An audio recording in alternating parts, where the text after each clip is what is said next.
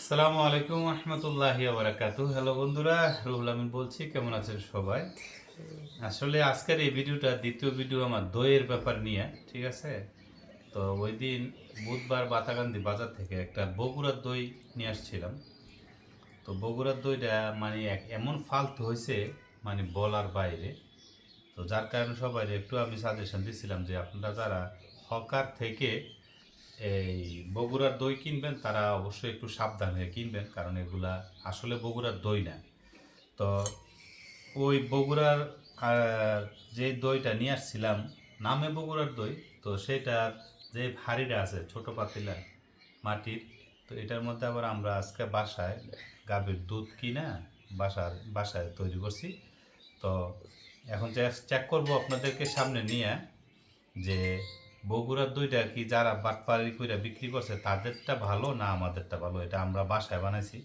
তো দেখতে পাচ্ছেন খুব সুন্দর কালারও আসছে, বগুড়ার দইয়ের মতোই সেম কালারটা আসছে আলহামদুলিল্লাহ। তো একটু চেক করি আপনাদেরকে নিয়ে, দেখি কীরকম হয়। বিসমিল্লাহ,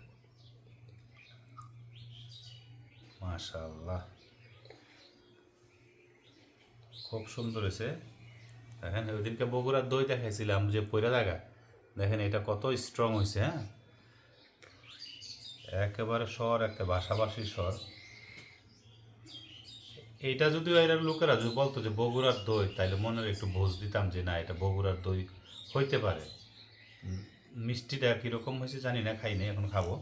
তো এইটা যদি আমি বলি যে বগুড়ার দই, তাইলে মনের বোঝ দেওয়া যেত। আগে একটু খাইয়া দেখি নিজে যে কীরকম লাগে। বিসমিল্লাহ, মাশাআল্লাহ, আলহামদুলিল্লাহ, খুবই চমৎকার হয়েছে। কারণ এটা স্বরমালায় যে থাকে, এই এরকম স্বর স্বর একেবারে দেখাই। এই দেখেন, খুব ভালো হয়েছে। বাসায় বানানো দই, বগুড়ার দইয়ের চাইতো এখন ভালো হয়েছে। তো যারা হকার থেকে মাল কিনেন বগুড়ার দই বলে, আসলে ওইখান থেকে সাবধান থাকবেন, নিজের বাসায় বানাই খাবেন। শুধু পাতিলাটা একটা মাটির পাতিলা বানাইলে কালারটা খুবই ভালো আসবে, আর সুন্দর হইব, সুন্দর করে বসবেও, ঠিক আছে?